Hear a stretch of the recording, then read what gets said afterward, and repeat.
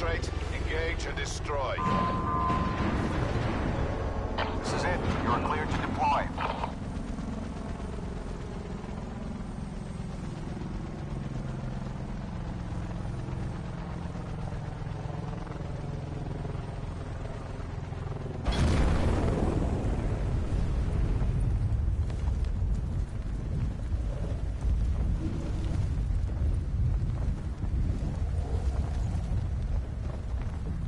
Potential collapse detected. Advise relocation to indicated safe zone.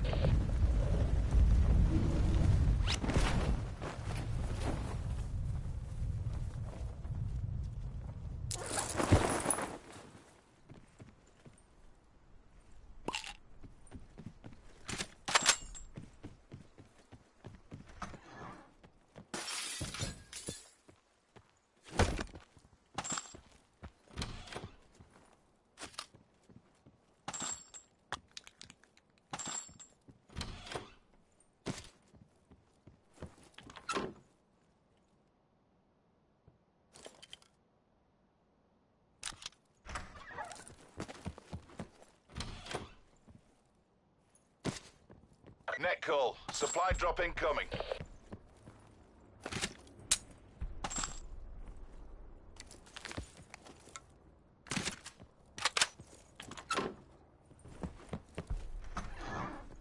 Sit rep. Circle collapse imminent. Get to safety.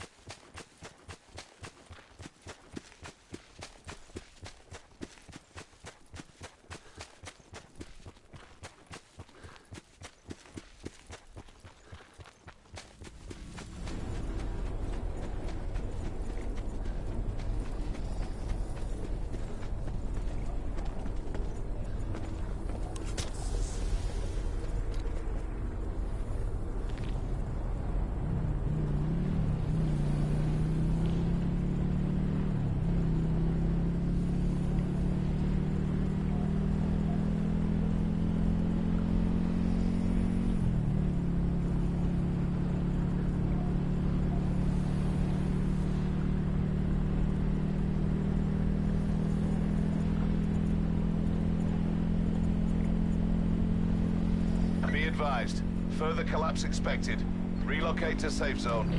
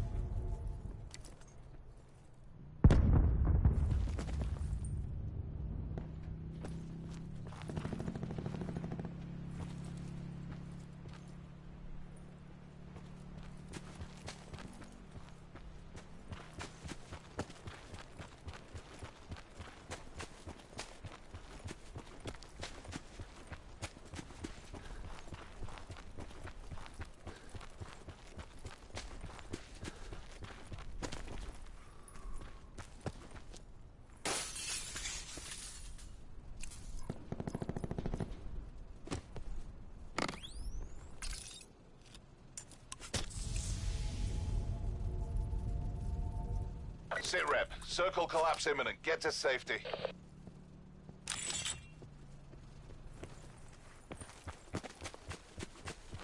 Net call. Supply drop incoming.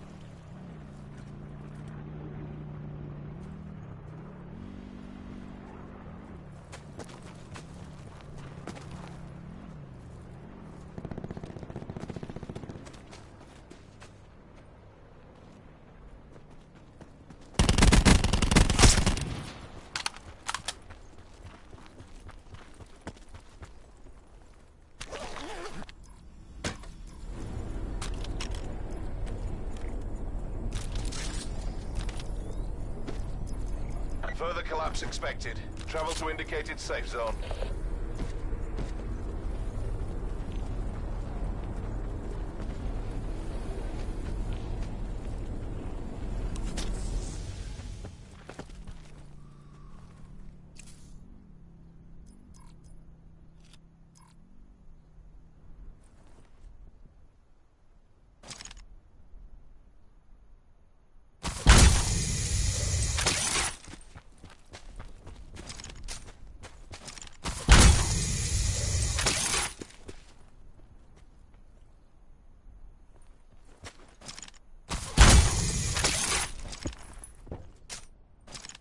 Circle collapse imminent. Get to safety.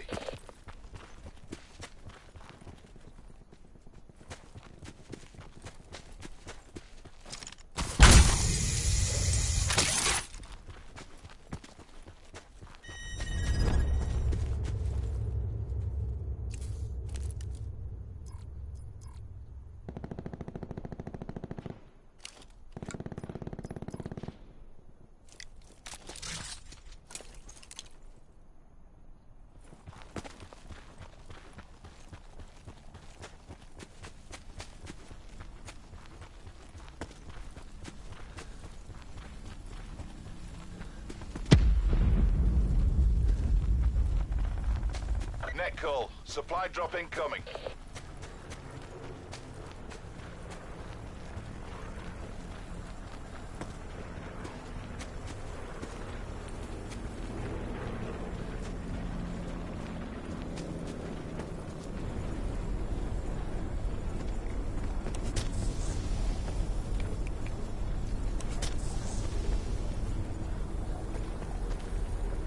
Be advised. Further collapse expected. Relocate to safe zone.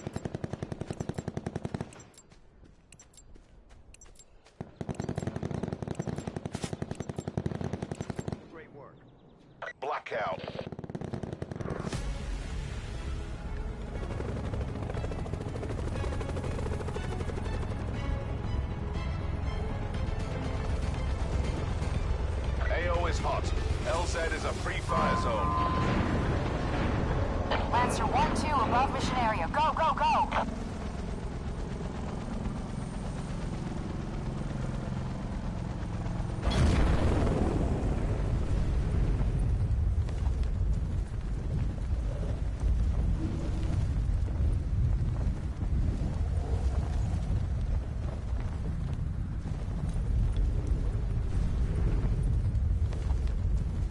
Potential collapse detected.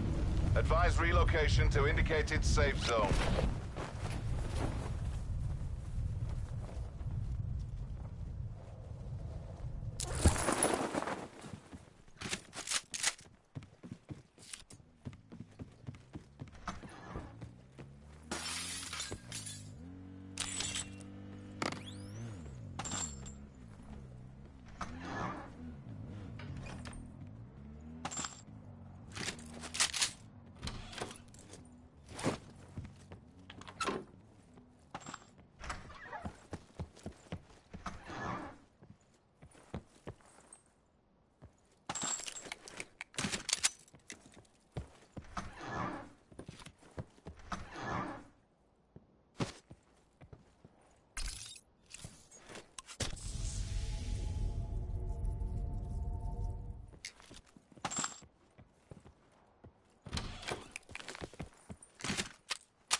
Sit rep. Circle collapse imminent. Get to safety.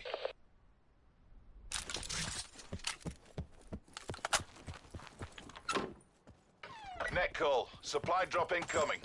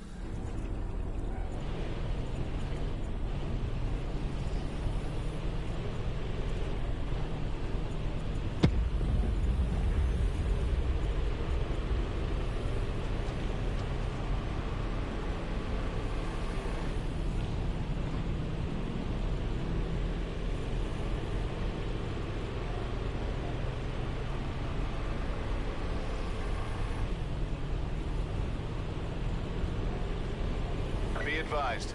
Further collapse expected. Relocate to safe zone.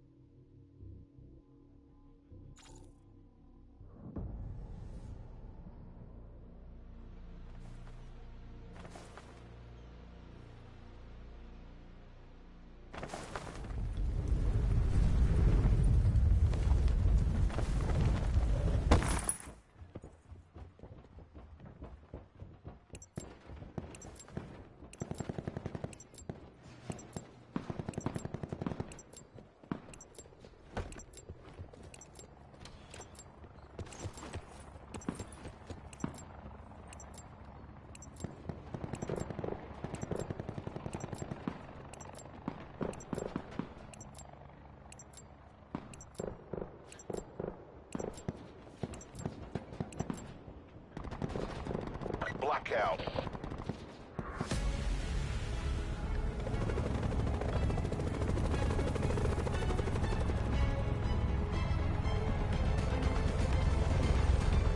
Mission area is hot. Weapons free. This is Hurricane 2-3. We are established on station, commencing drop operations.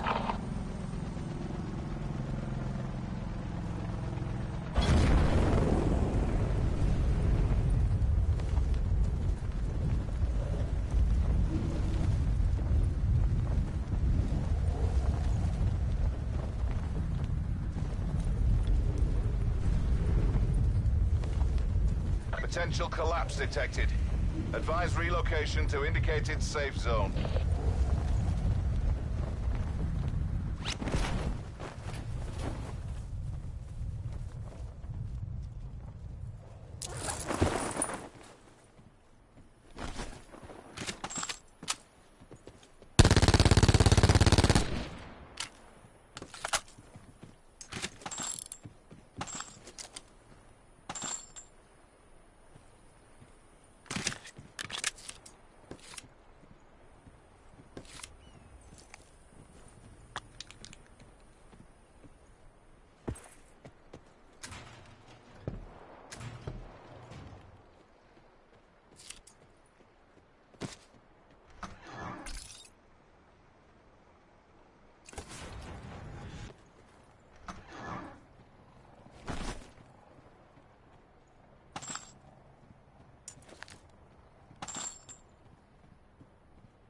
Sit rep. Circle collapse imminent. Get to safety.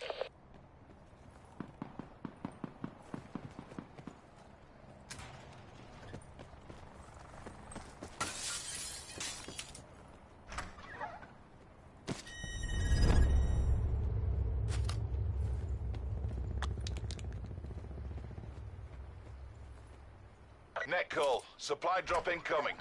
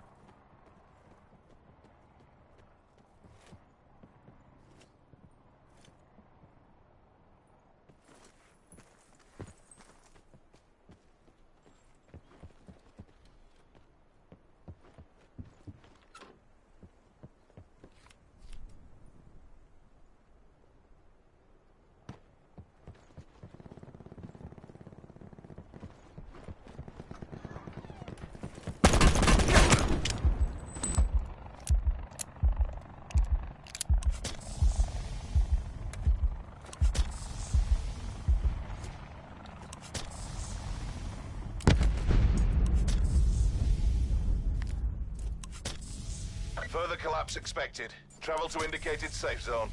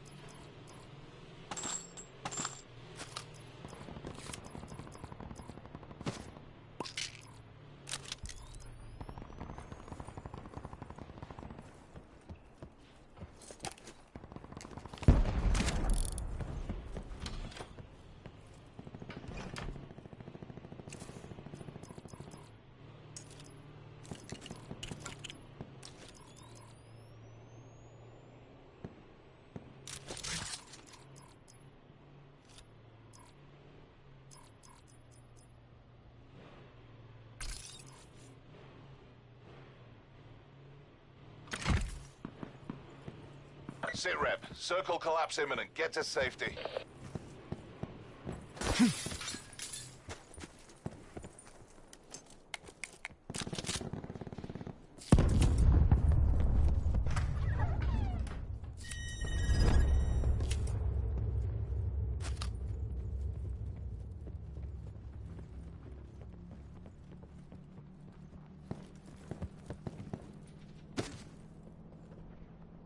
Supply drop inbound.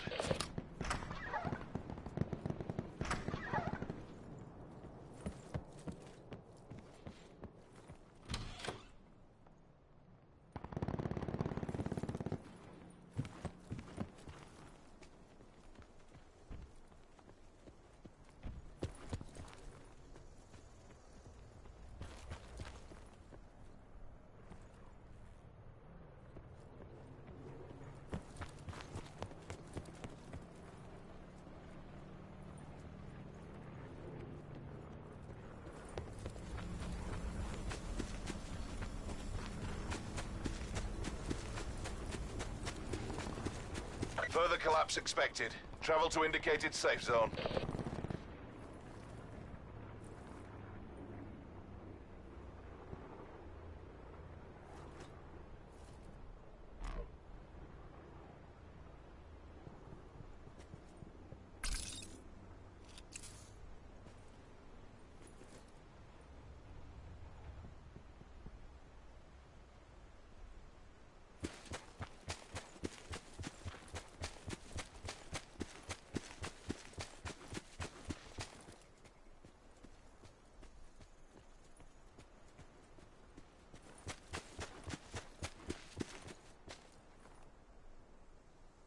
Circle collapse imminent. Get to safety.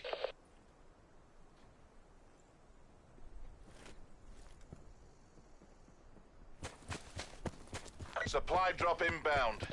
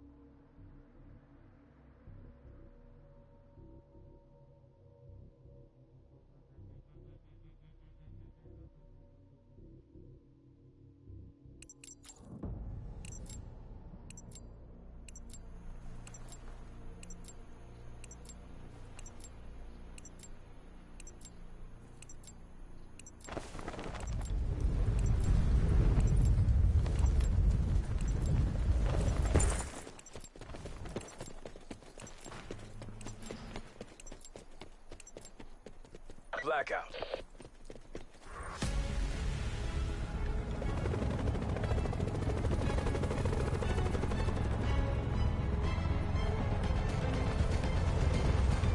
AO is hot. LZ is a free fire zone. We're approaching drop zone. Opening bay doors.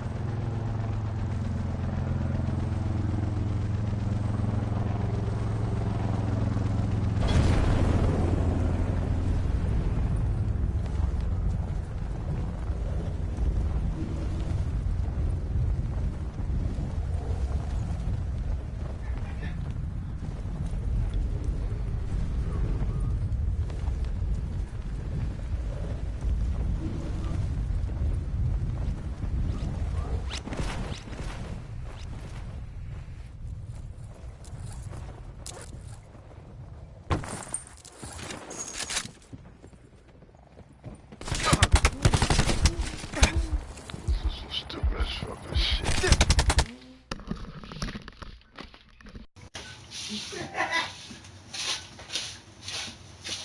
going to the store. Wait a minute. Wait a minute, what? What's wrong? What? Said you want to get something to eat. I'm ready to leave. Huh? Huh? You changed your mind? Change my mind with what? To get something to eat. That's where I'm going. Huh? I'm going to get some meat.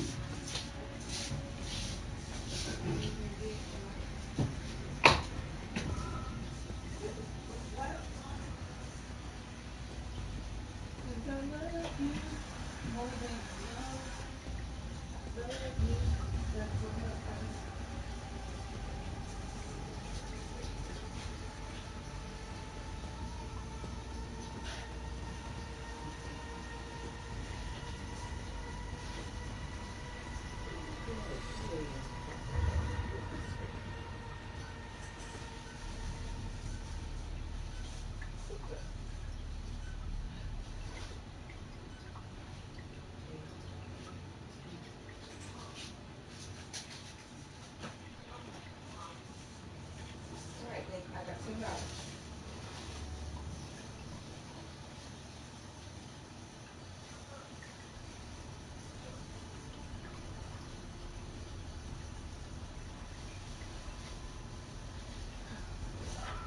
I want to do something. I want to.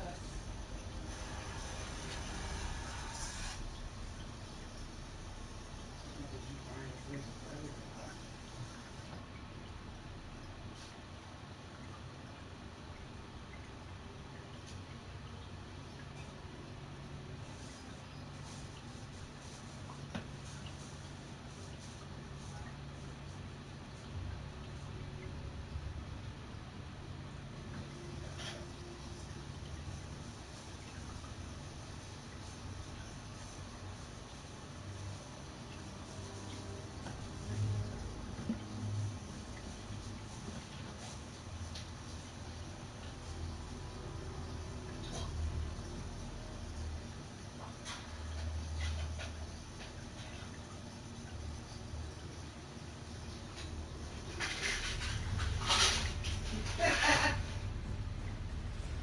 Why they acting like they sweet?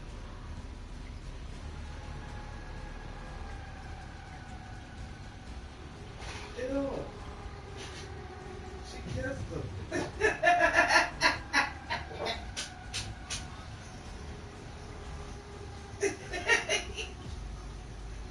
You gave her that.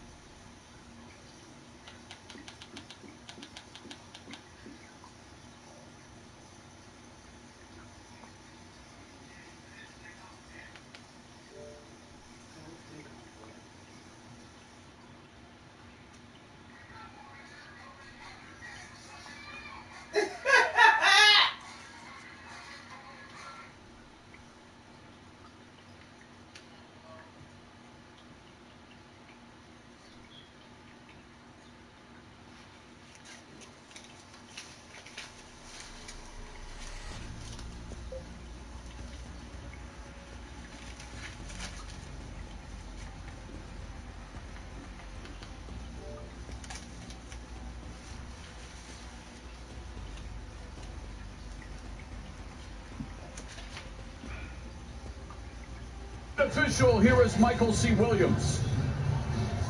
Ladies and gentlemen, inside the Bellator cage, it comes to an end by way of a neck crank. The tap officially 118. Round number 3, the winner by submission, Cruz Mihojayev.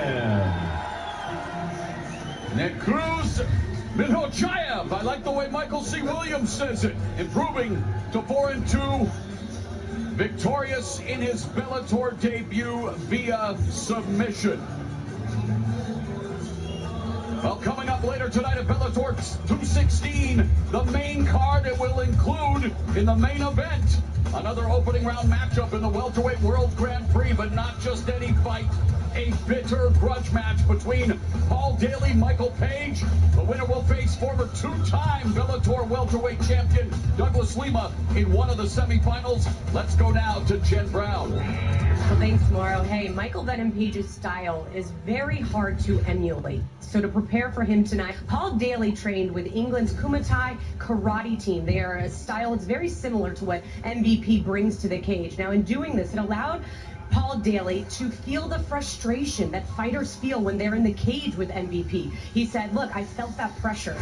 It didn't feel good. I know now why his opponents are moving forward. I didn't like it. He said, but what it did do is it allowed me to get some confidence to understanding that I can stay composed when I'm in there, when he does show that style. Well, known to be a bit of an emotional fighter at times in the cage, Paul Daly is going to need that composure. It is going to be key in dealing with the very unorthodox style of Michael Venom Page, who is undefeated. It's going to be an incredible fight when these two step into the cage tonight, Jay. Absolutely, John. Hey, guys, Michael Venom Page, he is such an incredibly dynamic fighter. Frustrating, that's an understatement. So much of it. Dave Rickles, the last opponent, he tapped his standing up, saying, I'm done. We never see that. Jay, that is shameful for fighters to quit. Now, Josh, the truth is, we all quit out there, but your hider. Rickles just said, look, no moss, Roberto Duran style, get me out of here. And guess what? Not one fighter ever teased it. Not one fighter ever even questioned it, because we could see what he was feeling, which is, I don't know what's coming at me. There's hands coming at me. There's feet coming at me. There's knees coming at me. Let me get to the back. But that's what MVP does so well. He makes you flinch, and then he attacks.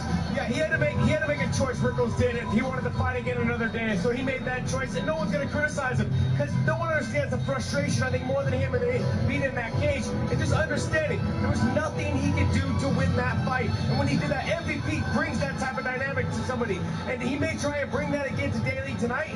Who knows? There is some tricks he was talking about in the fighters meeting. Hey, Dave Rickles is no slouch. The fact that he's a guy who tapped out like that, that really shows just how nasty MVP is. Well, Mauro Ronaldo, you're not nasty. You're a little buddy. Throwing it back down to you.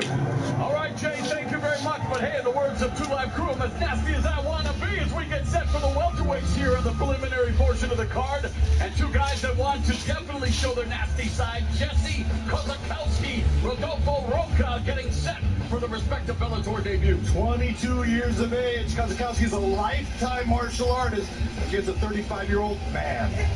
With the official introductions, here's Michael C. Williams. Ladies and gentlemen, inside the Bellator cage, will go now to the welterweight division, set for 3 5-minute rounds. Introducing first, the blue corner, at 6'1", weighing in 170.5 pounds. Early on, his national record stands at 1-1. Originally from Brazil, he fights out of New York, presenting Rodolfo Rocha. And across the cage, his adversary out of the red corner at 5'8", weighing in 168 pounds even, as a professional. 2 wins, no defeats, fighting out of Waterbury, Connecticut, Jesse James Kozakowski. And the referee in charge of the action, Yves Levine.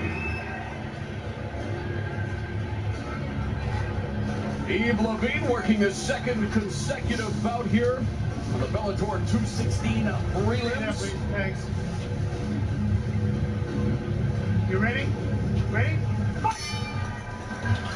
Welterweight action scheduled for 3 5-minute rounds. Rodolfo Rocha in the blue gloves. Jesse Kozakowski in the red gloves. Kozakowski in the southpaw stance. And there is interesting thing about Kozakowski, he comes from a lifetime martial arts background. His dad is a Jeet Kune Do specialist. He lists his martial arts as Jeet Kune Do and catch wrestling.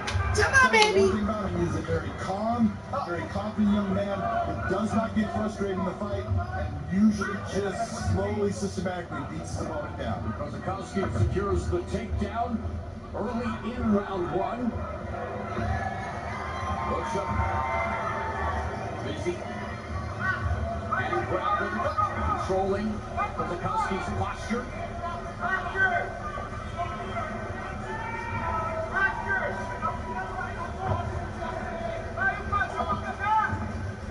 Kozakowski taking his time trying to figure out how to get past. As you're seeing Rocha grab the wrist, you're seeing him bring the knee up, take that arm off. Little subtle movements right here. This is about, I need to take and establish who I am, where I'm at, and control the position, control the hits, and then do the damage that I want to do. Nice step over into half by Kozakowski. He still even has the one leg in place, so if he wants to try to pass into side control, he has the ability.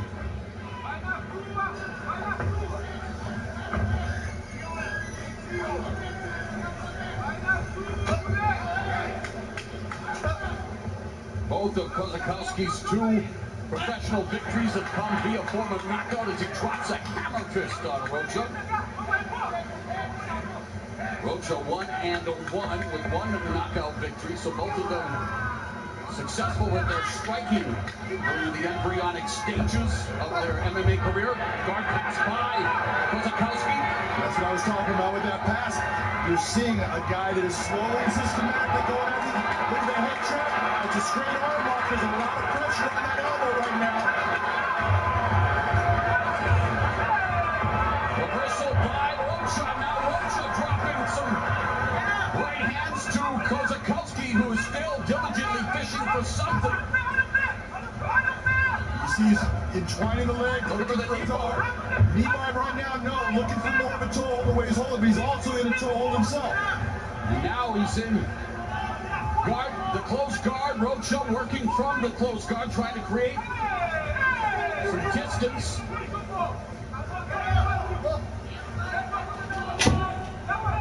That was a nice, tight, straight arm lock, and you saw when he stepped over the head, Morrow, that raise of the head is what puts the pressure on the arm with what he's doing, but Rocha did a nice job controlling himself, getting to a position, moved his hips up, turned the position, came out on top. Under 2 minutes left in the first round. Minute 45 to be exact, as Kozakowski busy from the bottom, trying to somehow try to wall walk if he can, but Rocha putting all of his weight on him. Rocha here trying to pull the hips out to try to get Kozakowski's back to the canvas. Rocha is showing that this is why he's a Brazilian Jiu-Jitsu black belt. He has good grappling. He's taking and knowing where to put pressure and when. But now he just made a mistake in getting high. Here comes Kozakowski over the top.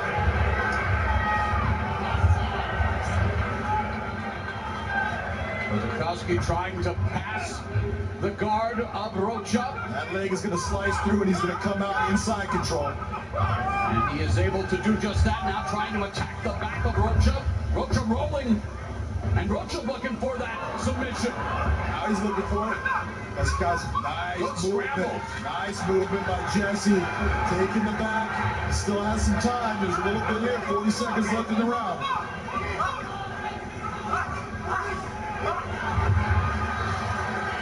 Kozakowski trying to sink in those hooks. Nice reversal. Man, these two, they remind me of Luis Buscape and Luis Azaredo in the Bushido days of pride with their scrambling and grappling. Maybe not at the same level, mind you, but it was a nice sit out to get himself out of that position by Rodolfo.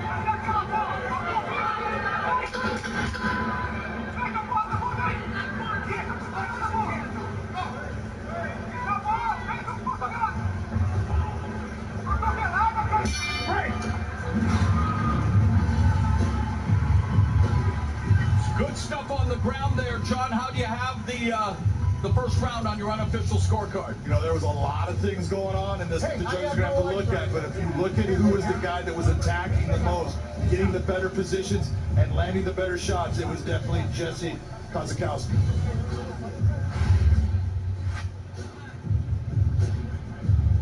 Beautiful double leg, brings into the ground. You see him maintaining position. This is where he gets to that side control. He steps over with that as a lock. He should have tried, and you can see he's trying to figure for his legs. He just couldn't get it in place where he wanted.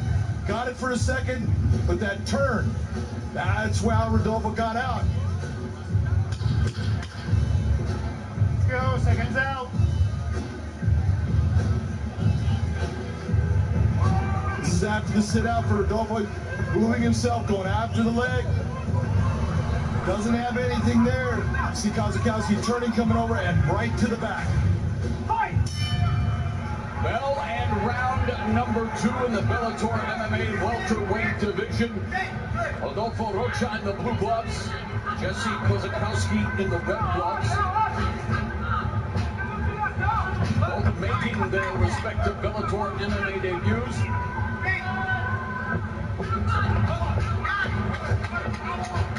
Big right hand by Kozakowski. Second punch in a row that he's landed with that right hand.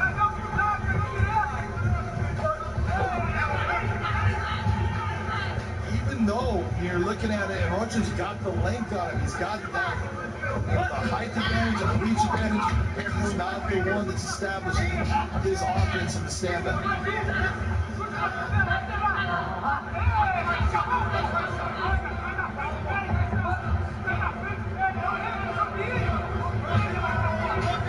Gone in the second round.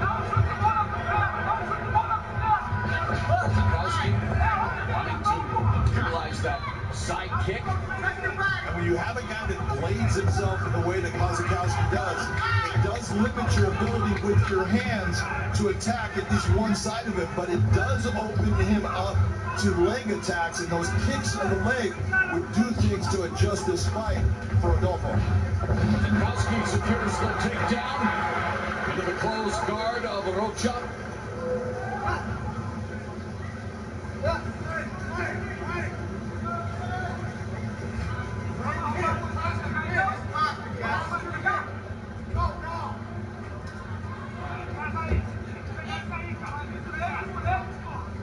Rocha going to an open guard here, trying to control the biceps, decide what he wants to do as far as either going for a submission or going for a reversal from the ground.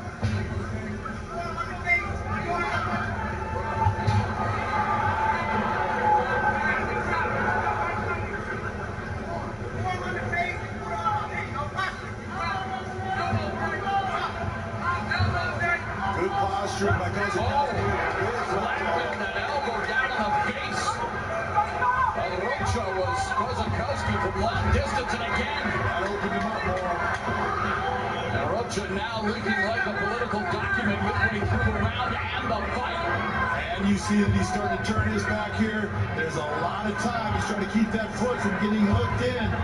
He's already got one hook. He just needs to get that left hook in to completely control that position. He's got it. Kozakowski now off the body triangle employed on Rocha. That's a lot of pressure on his diaphragm. He's letting him compete the right way. Choking. He's going after that choke. He's got that arm behind it. He's in trouble. He's going to end up going out attacking. And there's the tap. And Jesse Kozakowski victorious in his Bellator MMA debut. Picking up the victory. His first victory via submission. Now 3-0 with all 3 wins coming inside the distance. I'm coming for everybody. Moro, it's little things in fights that change it. That elbow right there, that was the start of the downhill slide. Watch what occurs, not only with the elbow lands, and it lands with power. It opens up Rocha. But this is when Rocha decides, oh, I can't stay here. And you see him starting to try to move. The guard went to open. He ended up changing positions. Kozakowski gets the back. When he gets the back, The choke is sunk in properly. Now it's tight. There's only one thing for him to do. He's either going to tap or he's going to nap.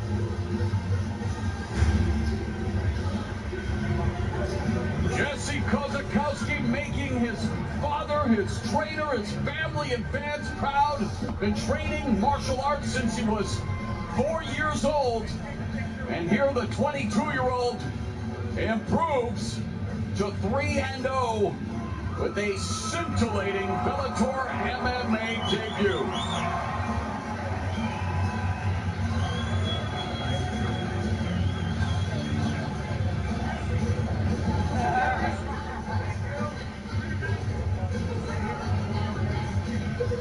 Let's make it official with Michael C. Williams. Ladies and gentlemen, inside the Bellator cage, it comes to an end officially. 3 minutes, 5 seconds into round number 2. The tap comes by way of a rear naked choke. The winner by submission, still undefeated, Jesse James Kozakowski. Big John standing by with the victor.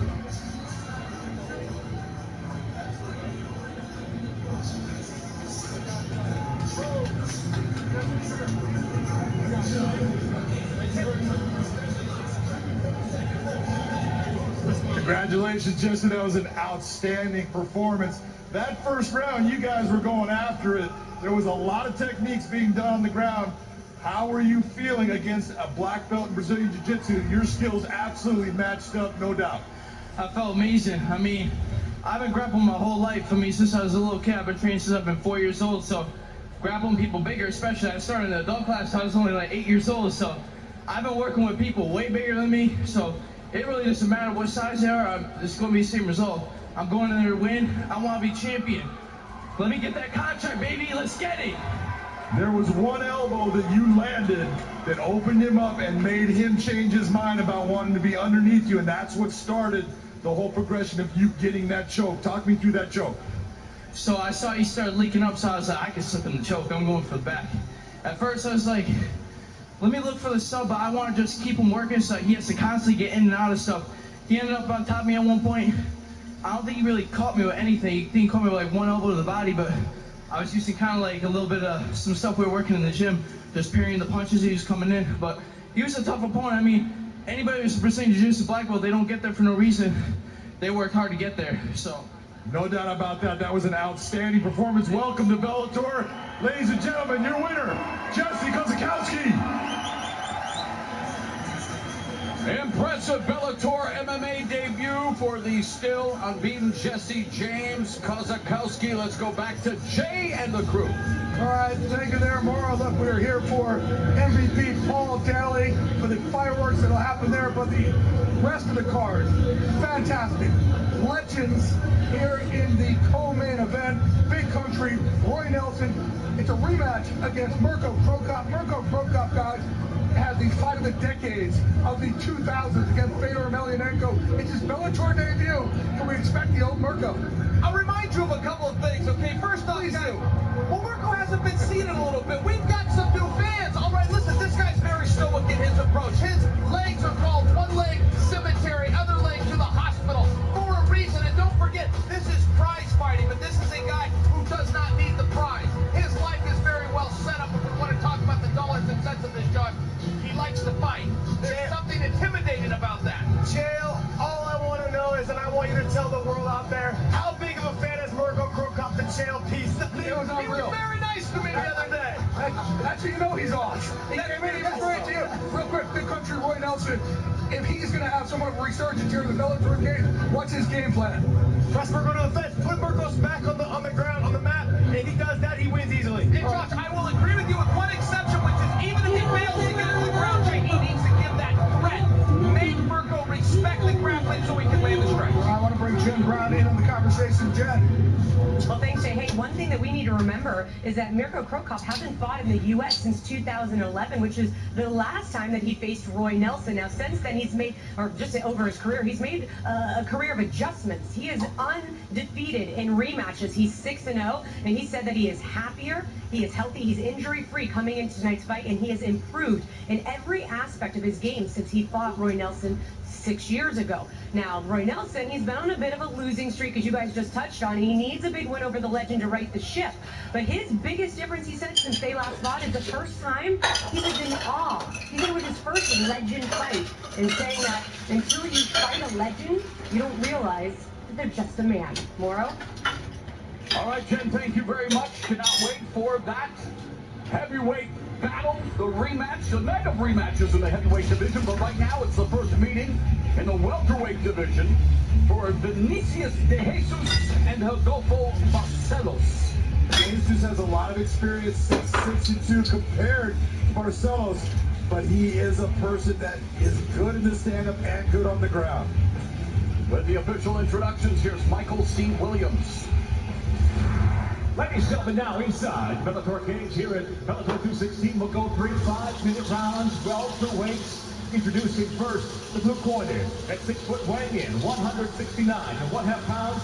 He's professional record 1-0 to Brazil. He fights out of Endicott, New York, Rodolfo, the Crocodile Barcelos.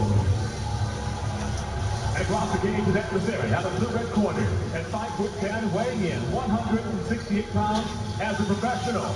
2 wins, no losses.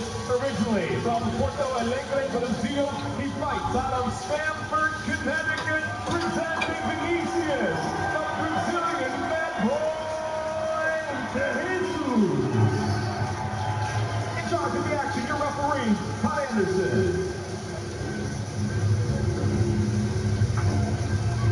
Todd Anderson, the third man inside the cage. More welterweight action scheduled for 3 5-minute rounds. The bell and round number 1 in the blue gloves is Rodolfo Barcelos making his Bellator debut. Has a 1-0 record with a submission victory. Meanwhile, the Brazilian bad boy Vinicius de Jesus in the red glove. He is 6-2, including a 2-1 mark in the Bellator MMA cage. That was a solid leg kick to this fight. You can only take so many of those before they start to make a big difference in this fight. De Jesus exchanging low kicks early in round 1. Jesus coming off a victory over Tim Perrin in Bellator 207 last October, a fight that went the distance. 2 of 6 victories. The exhibition, including a rear naked choke victory over James Bourne. Bellator 163, that was back in November 2016.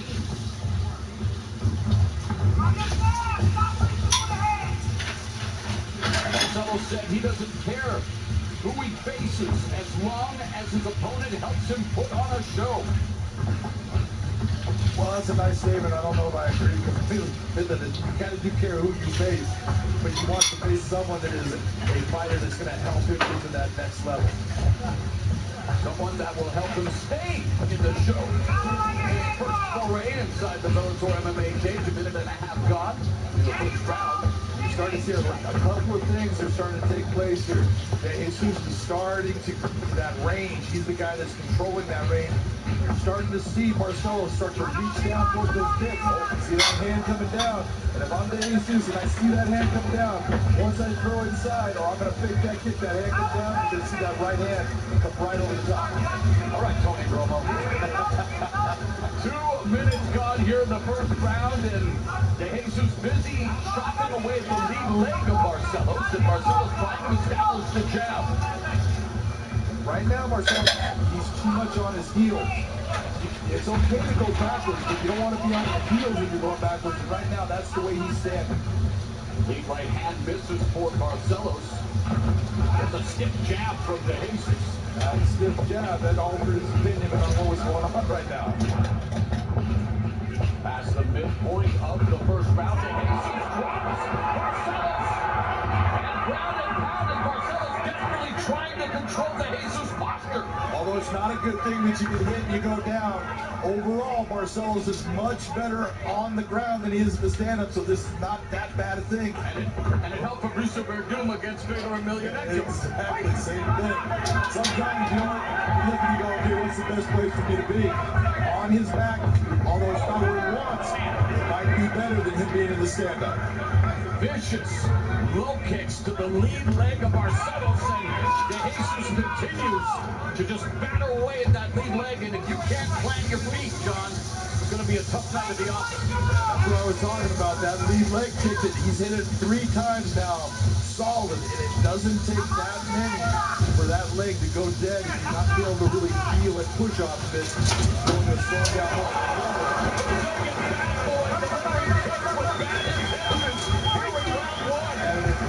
Incredibly mature move as far as moving away from saying get him back up. I want him up because I can do damage.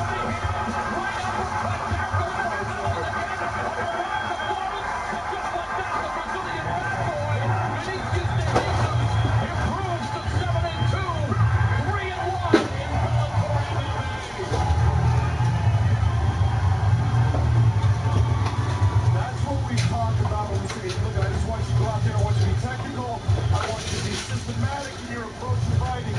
That's what you saw out of Vinicius De Jesus in that fight. He took the approach coming in, being calm, collected. Watch what occurs with some of these strikes because it's the kick that made the difference in this fight. Look at this leg kick. That hit off of that back of the leg, and that was a kick that started to change everything. There's another one. That one puts it down. And until you've been hit by that type of kick, Morrow, just imagine someone taking a Louisville Slugger and hitting you in the leg. That's what it feels like. Beautiful uppercut. That's what puts it down. That's the start of the end of this fight. There's an uppercut. You see the head jolt back. You know there's power. It goes after him. That was an outstanding performance, both smart and physically, from De Jesus. De Jesus has designs on being a top guy in the Bellator welterweight division. Of course, the welterweight division, one of the most stacked divisions in Bellator, with the welterweight World Grand Prix going on. But the Brazilian bad boy opening some eyes with a brilliant performance here tonight against Rodolfo Barcelos, who, well, is defeated in his Bellator debut. And it is a family affair with De Jesus. His wife, also a black belt, and celebrating with members of his family. Let's make it official. Here's Michael C. Williams. Ladies and gentlemen, inside the Bellator cage, it comes to an end officially. 3 minutes, 46 seconds. Round number 1, the winner by TKO Vinicius, the Brazilian bad boy, De Jesus. The Brazilian bad boy Vinicius De Jesus picks up his first victory via form of a knockout as the two gladiators exchange respect. And we are just getting started here at a sold-out Mohegan Sun in Uncasville, Connecticut, and the Bellator MMA Tour continues. Lots of great shows coming your way. Next week, the Bellator cage returns to the Grey Arena in Dublin as Irish phenom James Gallagher looks to put on a show in his homeland. February 23rd, live on Paramount Network. Bellator marches on next month with 2 straight weeks of action. First Friday the 22nd from Windstar Resort and Casino, Emmanuel El Matador Sanchez looks to continue his title hunt when he takes on Ashley Grimshaw live on Paramount Network. Then, 2 of the world's best welterweights collide as former world champion Andrei Koreshkov battles Lorenz the Monsoon Larkin in the main event.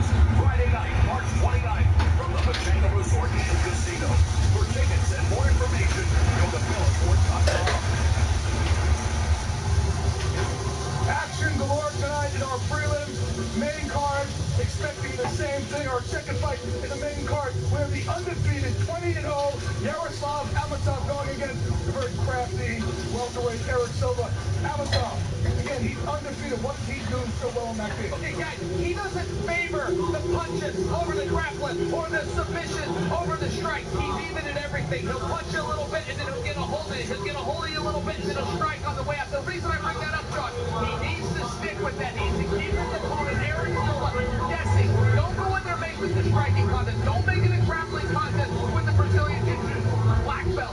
Make it a mixed martial arts contest. If it's not broke, don't try to fix it. He's doing everything right now. So the biggest thing is, he's going to keep doing what he's doing. His timing, though, on the takedown, like you said, he strikes a little bit, waits for you to overcommit, boom, beautiful double leg. Or he threatens the takedown, waits for you to start to strike, boom, double leg, or he ends up with the striking on top.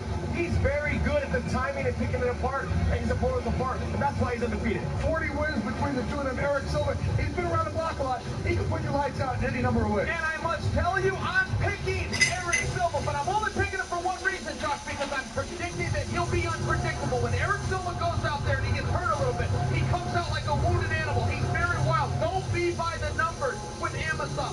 Be unpredictable. Don't care less, but be a little bit careless. So what he's been doing is fighting. He's been in battles, been in wars. I think now he's going to fight a little bit safer fight this time. He's going to try to use his going. He talked about in the fight arena. He's going to try to go back to a little bit of grappling, doing what got him to the highest level of fighting. If he does that, I can see what you're saying. I would potentially pick him, but I'm going with the undefeated guy tonight. Hey, Avatar, again, he put his debut against Gerald Harris. Does that play any factor here? Look, I know they're different cages. The fact you walk in the Bellator cage for the first time, where does that play in your psyche? I don't think it plays any factor. Eric Silva's he's a veteran in the sport. It's not like he's a rookie. Sure, there's a little bit of jitters when you come to a new promotion. I speak from experience. I've been in all the biggest promotions around the world. That being said, that first fight, it's a little bit jittery. I don't think it plays for him, though, because he fights, once he gets hit, everything goes out the door. And he's somebody, like you said, he gets careless, he gets a little, and he's a fight killer tonight, and he's going to get that win.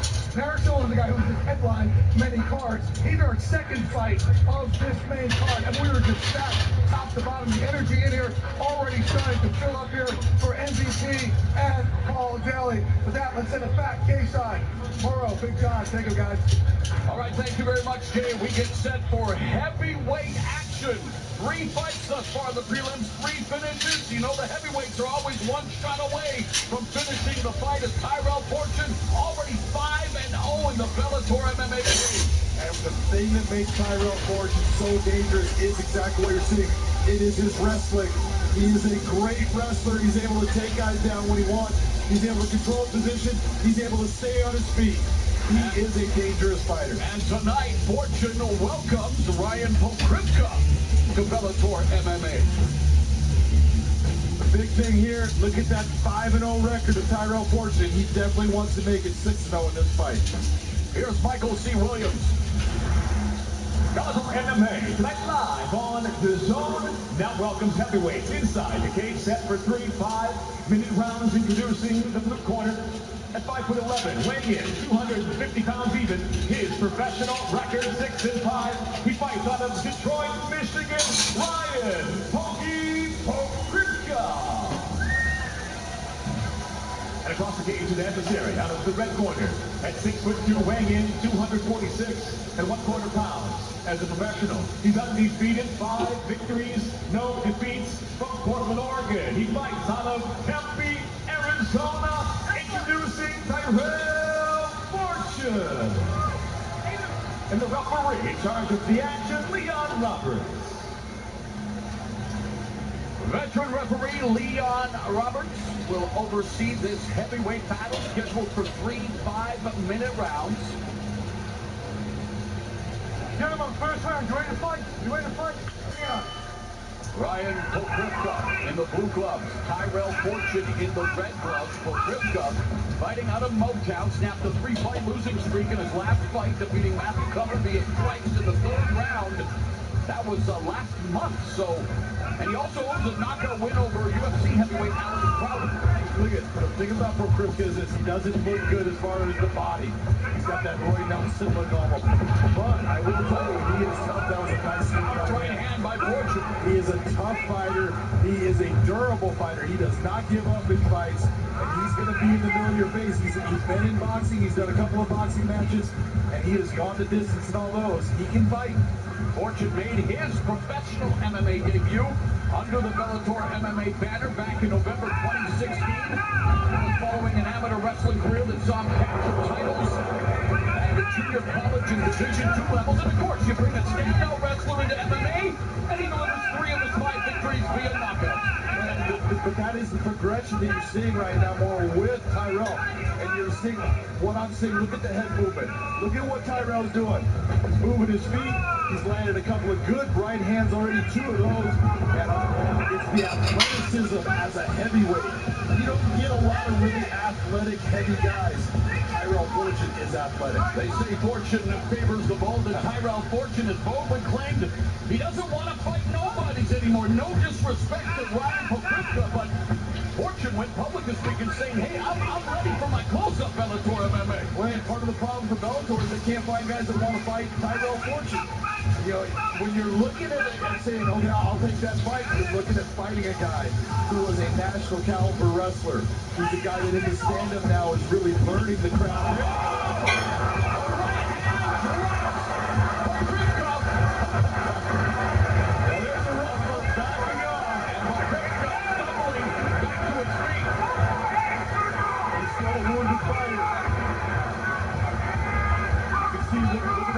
For Tyrell, he's trying to set up that right hand. He's just looking for that space and that left boom. It's over. And it is over. Tyrell Fortune. His fortunes continue to rise in Bellator, now 6-0 with 4 wins, courtesy his power.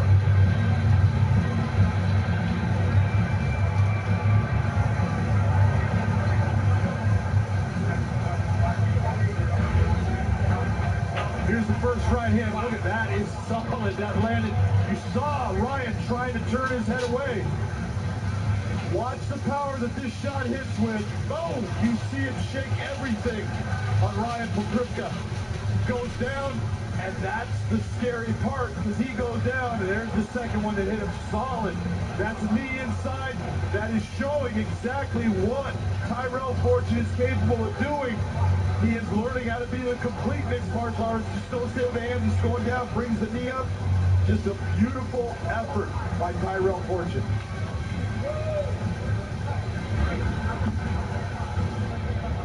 28-year-old Tyrell Fortune remains undefeated. All 6 of his pro bouts coming inside the Bellator MMA cage, and you know he is going to be watching with vested interest. Despite still being relatively new to MMA, he wants to eat.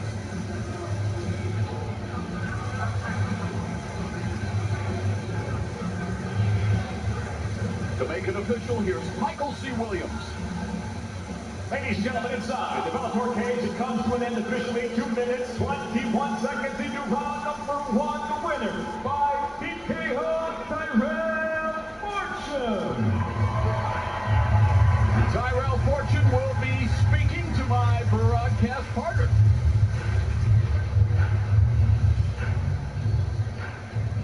I am here with your winner, Tyrell Fortune. That was just an outstanding demonstration of your progression as an MMA fighter. I saw head movement, I saw foot movement, I saw you setting him up, and that right hand was landing with power. Yeah, I've been working on it a lot for the last 7 months, so I just wanted to come out and show everything that I had. Well, you were showing what you had. In fact, you knocked him down with that right hand, and being a national class, world class wrestler, you backed off and said, get up, because you wanted to go back to that stand-up. Why? I've just been working my hands. I haven't been doing any wrestling, been doing a lot of boxing, knocking boxers out, so I figure I can handle him. All right, I want to know right now, you've been talking to me, you say, I am ready to go against anybody in the heavyweight division. Who is it that you want to face next in this Bellator cage? I'll take Hager. I feel like he leapfrogged over me, and he doesn't deserve where he's at. But everybody's on notice. So you want Jake Hager. You want the guy coming from the WWE. Why do you want him? Well, when he had his fight last, everybody was saying that he was the best wrestler in the heavyweight division. I think that's false, and I don't think he deserves where he's at. Sounds good to me. Ladies and gentlemen, your winner, Tyrell Fortune. I love the swagger coming from Tyrell Fortune. My worlds continue to collide, and tonight, well, it ain't nothing but a Fortune power party, and we are just getting things started. 4 fights in the prelims, 4 finishes, but we have a quintet of compelling contests coming your way tonight on DAZN at Bellator 216, culminating with a bitter grudge match in the welterweight World Grand Prix opening round. The undefeated Michael Page taking on his compatriot Paul Daly. It is a night of heavyweight rematches. Mirko Krokop looking to avenge a loss in the UFC to Roy Nelson. Krokop making his Bellator debut. Czech Congo wants to avenge the loss to Vitaly Minakov almost 5 years ago when he challenged Minakov for the Bellator heavyweight title. Minakov was stripped of the title. He has designs on becoming champion again. Compelling contest at welterweight. Yaroslav Amosov, the longest win streak in Bellator. He welcomes Eric Silva to Bellator MMA. And Jay and the crew, well, I know you're going to be talking about a highly touted professional debut. You talk about pressure. Valerie Lorena, Taekwondo master, making her pro debut on the Bellator main stage against Colby Fletcher. Yeah, absolutely, Mauro. God, there's obviously such a big stage to make your debut on this kind of card. So, how do you handle the nerves? And plus, she's now wanting to be referred to as master, which kind of lets the pressure, I think, a little bit more. You're laughing. Chime in. Listen, I'm not saying she's not a fantastic Taekwondo practitioner. For what I'm told, she is. I am a historian on the sport, Josh, and I could not name for you a Taekwondo practitioner who's ever been a champion or even a contender. I don't say that from a negative standpoint. I just offered you she is a bit of a trailblazer, and that striking is going to have to go a little bit further tonight. Yeah, we were saying the same thing, and there was no karate guys either until Lyoto Machida exploded onto the scene. So who knows? This may be her coming out party. But let's not be mistaken though. Okay, even though she is making her pro debut here on the big card, she also has some amateur fights. She's got plenty of experience on the feet. If she can keep this fight standing, we can have a highlight reel knockout. It just has to do with the pressure of tonight. Can she handle the pressure of being on the main stage, main card? And now adding the factor of the master. Wants to be called the master. Let's see how she does. There's a little more pressure added to her. And Jay, if I may offer just some insider baseball for you, yes, she was an Olympian in Taekwondo, but some people are always going to think, well, let me just get her to the ground. She's actually been training at the American top team. She's well-versed in jiu-jitsu as well. Well, again, it's a big debut here for Valerie Lorena, and she's standing by with our Jen Brown. Jen. Well, thanks, Jay. That's right. I'm in here. She is getting her hands wrapped for the first time before her pro MMA debut. We talked about it, a lot of firsts for you tonight, but you do have the extensive background. The guys just talked about all of your background in Taekwondo. But what are the emotions? I'm curious right now, getting your hands wrapped for the first time, big card. What's going through your mind right now? What's going through my mind is I'm just thinking about how I always rise above everything, and no matter the emotions I'm feeling or the pressure I'm feeling, it's not just about me, it's a whole Taekwondo world behind me that is relying on me to really show why our sport is so amazing and how effective it is in martial arts. So I am nervous, but I'm more excited to showcase who I am and have the world see me for the first time. We're very excited to see that. Now, the guys at the booth just talked about it a little bit. You spent some time at ATT. What did you work on there? Where did you specifically focus your energy to get prepared tonight for your opponent? I focus more on being very well-rounded.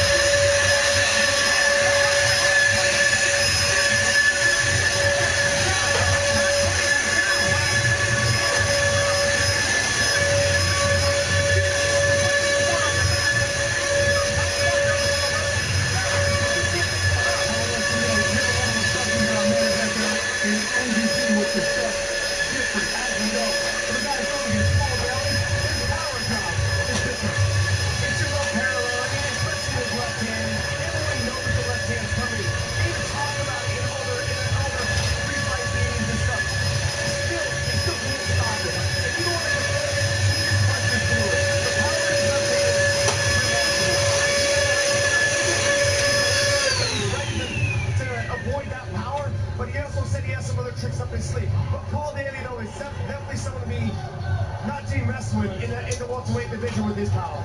You know, a guy like Paul Daly, again, he's always looking that somebody's going to go take him down. He's going to have a game opponent in MVP. I don't think he does that. Besides that left, you hit on it last night. We know that MVP's flying these, but Paul Daly, he's no slouch to those either.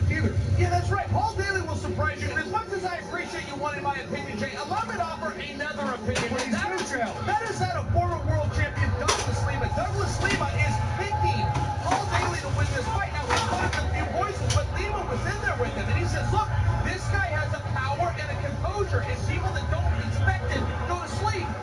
Guys, there is speed, there is power, there is anger, there is hate in this main event, and there is certainly going to be fireworks.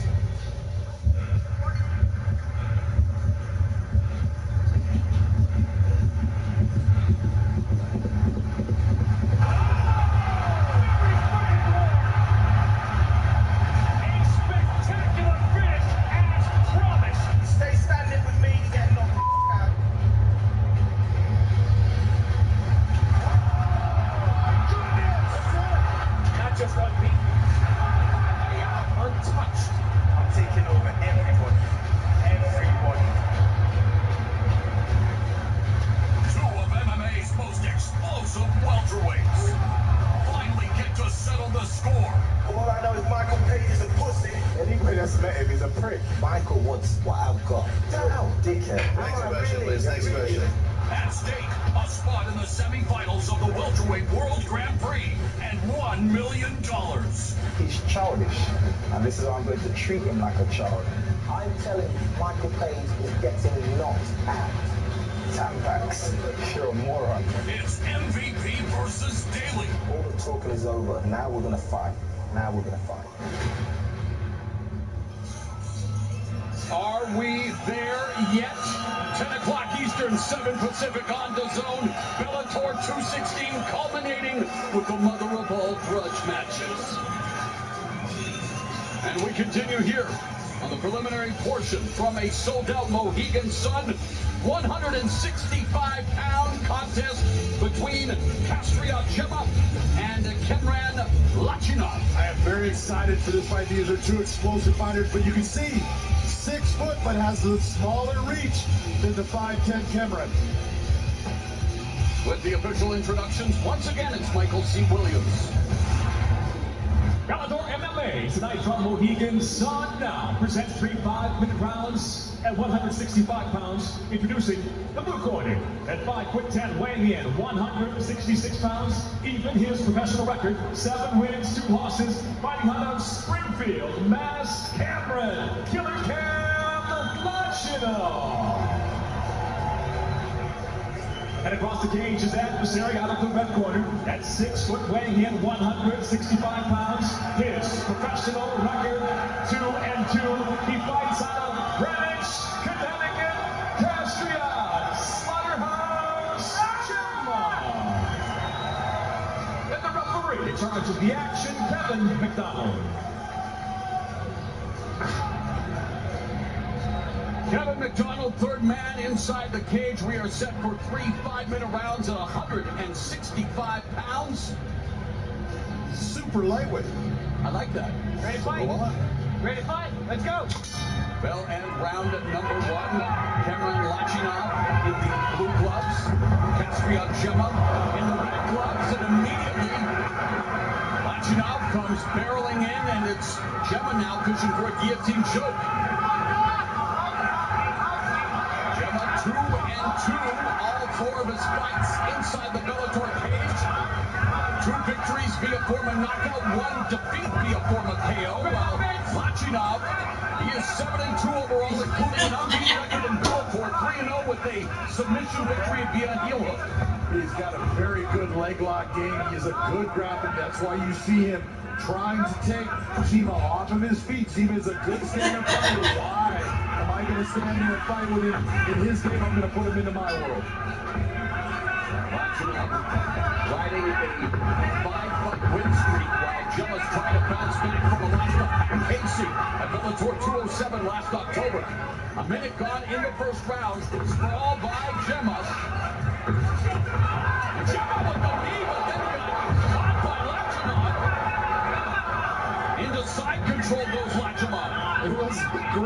James, when you're looking at it, Castro and Gemma was doing a very good job of keeping himself up on his feet, and that knee would have hurt Lachinov, and it ended up putting Gemma off balance, goes to the ground, and he ends up where he did not want to be. Yeah, Lachinov inside control, putting all of his weight on the upper half of Gemma's body. Of course, it's imperative for Lachinov to make the most of this position. Absolutely. When you get the opportunity to get a guy that strikes like Castro off of his feet, taking away that kinetic energy and his ability to hurt you. North-south. This is your time. You say, okay, I want to make his life miserable. And if he gets in this north-south position, I've seen Lachinov get to this position. He's good with the north-south choke. You'll see him start to slide his hips back once he gets his arm in position. Here he goes. Yeah, Lachinov again with 2 submission wins, one via heel hook, one via knee bar, looking for his first north-south choke.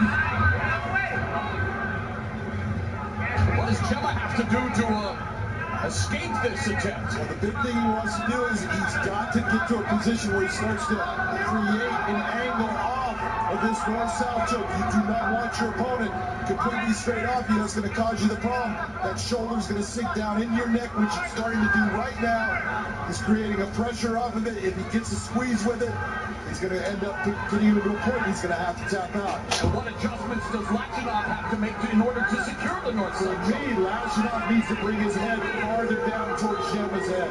It's too high on Gemma's chest to make this work right now. 2 minutes left in the